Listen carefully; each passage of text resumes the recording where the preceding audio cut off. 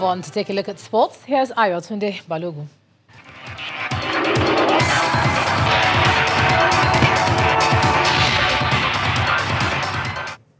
Many thanks, Ijoma. Chelsea wing-back Victor Moses will not be a part of the Super Eagles international friendly against the Democratic Republic of Congo in Port Harcourt. Moses is expected to join the team in London ahead of the June 2nd glamour friendly game against the Three Lions of England at Wembley Stadium. Meanwhile, Super Eagles captain John Mikelubi and John Ogu are the latest arrivals in the Super Eagles camp in Uyo. Nigeria will face the DR Congo next Monday before departing for the final phase of preparations for the World Cup in Russia. Fans of European clubs will soon be given details of how much their teams are spending on players, wages and fees to agents under changes to UEFA's control system. UEFA's executive committee passed changes to the financial fair play rules after what it called a complete and comprehensive review of the system. Making public clubs' finances will become part for the process of clubs to receive their licenses, and the European Football Governing Body hopes this will increase transparency about the game's finances. Among those changes that have been approved today, certainly there are a couple that are very important. One is about enhancing transparency. So as from next season, clubs will have to publish their financial information as well as compensation paid to agents.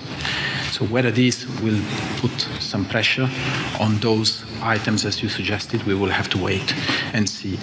And then the other one is the fact that we have introduced a series of measures in order to become more proactive when it comes to the monitoring of football clubs. Argentine manager Mauricio Pochettino has signed a new 5-year contract with Tottenham Hotspur, keeping him at the club until 2023. Pochettino joined Tottenham in May 2014, securing top 3 finishes in the last 3 seasons. First-team coaching staff Jesus Perez, Miguel D'Agostino and Tony Jimenez have also agreed new contracts. Spurs are preparing to return to a rebuilt White Hart Lane for the 2018-19 season after playing last season at Wembley Stadium. Red Bull drivers dominated today's practice session in Monaco, with Daniel Ricciardo setting a track record twice. The Australian finished the first session in 1 minute, 12.126 seconds before lunch. Championship leader Lewis Hamilton and Sebastian Vettel were 3rd and 4th in the morning before reversing those positions in the afternoon.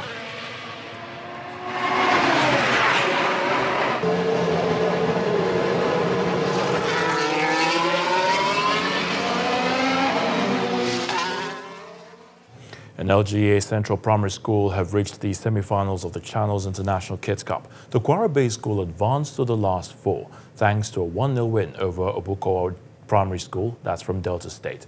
Baptist Primary School from Osun State are also through after Adeni Ishegun pounced to score the winner in a 1-0 win over Okefako Primary School of Lagos. In the third quarter-final game, Emmanuel Anglican Primary School from Ekiti beat Newtunga Primary School from Niger 1-0.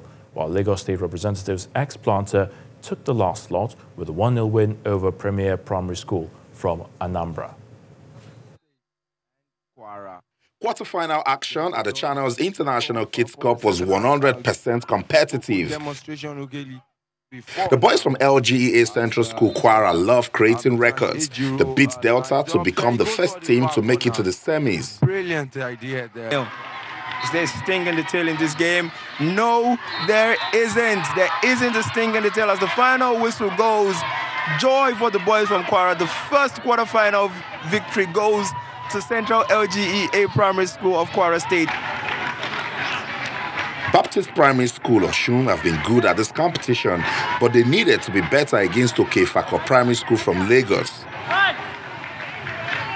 And goal will just be the crowning moment, but suffice it to say that the semi-finalists will emerge. And who will get it, we cannot say. That is an attempt by the guys from Osun. And here is the second opportunity.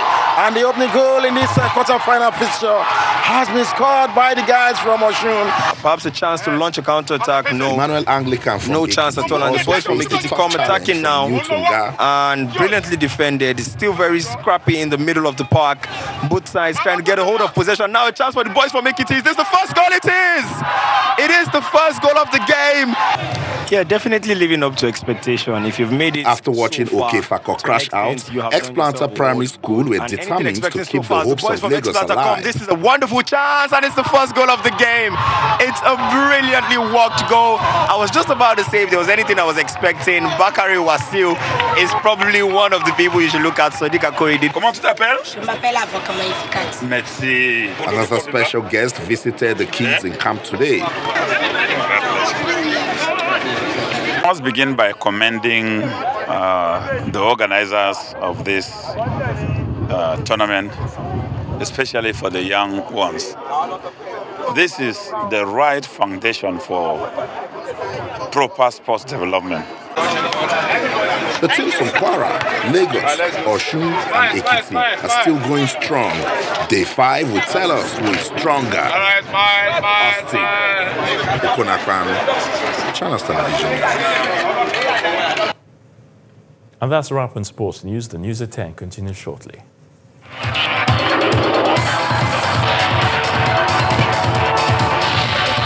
Thanks, Ayotunde. Leaders have been reacting to U.S. President Donald Trump's cancellation of planned talks with North Korean leader Kim Jong-un.